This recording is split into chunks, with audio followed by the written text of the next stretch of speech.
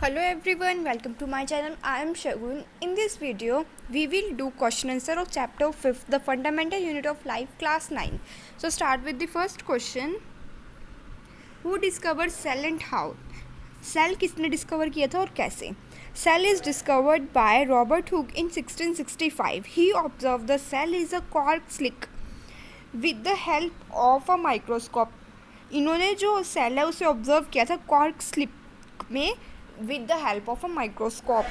और इन्होंने इस जो सेल का स्ट्रक्चर है उसे हनी कम स्ट्रक्चर से कंपेयर किया था कि जो मधुमक्खियों का छत्ता होता है उन्होंने सेल के स्ट्रक्चर को वैसा बताया था. Next question is why is the cell called the structural and functional unit of life. तो हम सबको पता है कि जो सेल है वो एक स्मॉलेस्ट यूनिट ऑफ लाइफ होता है और ये कैपेबल होता है ऑल लिविंग फंक्शन के लिए. और जो सेल है वो बिल्डिंग ब्लॉक होता है लाइफ का.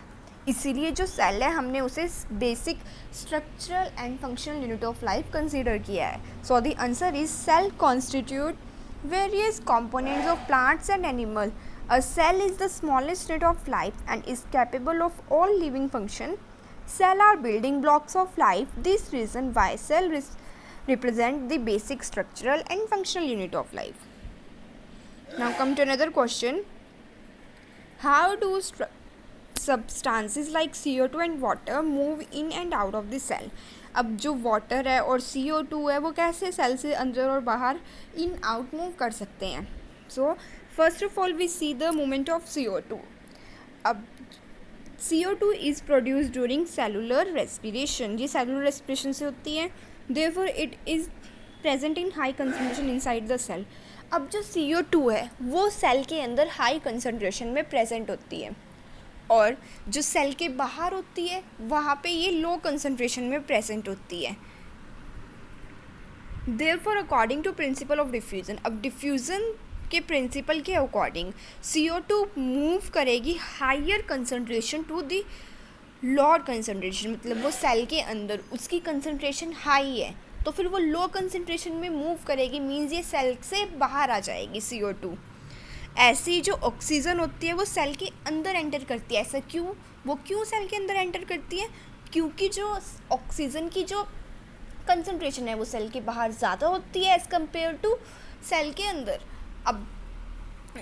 अब ये भी जो ऑक्सीजन है वो भी high concentration to low concentration move करेगी तो ये सेल के बाहर से सेल के अंदर आएगी और जो CO2 है वो सेल के अंदर से बाहर जाएगी. अब हम देखेंगे movement of water. Water move from a region of high concentration to the region of low concentration. जो वाटर है वो मूव करता है हाई कंसनट्रेशन से लोअर कंसनट्रेशन में through plasma membrane. The plasma membrane वो एक्ट करती है सेमी परमेबल मेम्ब्रेन की तरह. And this movement of water इसको हम बोलते हैं osmosis. However the movement of water it goes the plasma membrane of the cell. और ये जो वाटर की मूवमेंट होती है प्लाज्मा मेम्ब्रेन में वो इफेक्ट करती है by the amount of substance dissolve in water कि कौन सा कितनी अमाउंट ऑफ सब्सटेंस वाटर में डिजॉल्व है. Now second question is why is the plasma membrane called selectively permeable membrane. अब जो प्लाज्मा मेम्ब्रेन है उसे हम सेलेक्टिवली परमेबल मेम्ब्रेन क्यों कहते हैं? क्योंकि जो प्लाज्मा मेम्ब्रेन है वो परमिट करती है entry and exit of the some materials in and out of the cell. मतलब वो परमिट करती है कि एंट्री हो सकती है या फिर एग्जिट हो सकती है किसी मटेरियल के सेल के अंदर या बाहर. So the answer is the plasma membrane allow or permit to the entry and exit of some material in and out the cell. इसलिए उसे selectively permeable membrane हम बोलते हैं. Now come to another question. Fill in the gaps. अब आपको ये पूरे fill करने हैं तो आंसर आपका यहाँ पे इसमें है. अब ये आपको साइज गिवन है प्रोकैरियोटिक सेल और यूकैरियोटिक सेल का.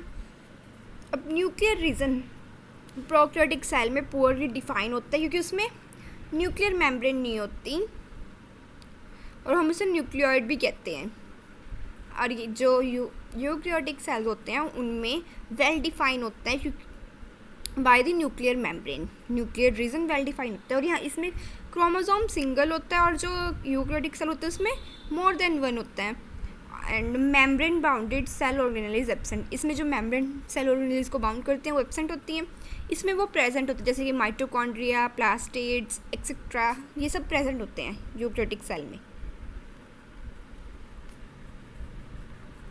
Can you name 2 organelles we have studied the contain their own genetic material?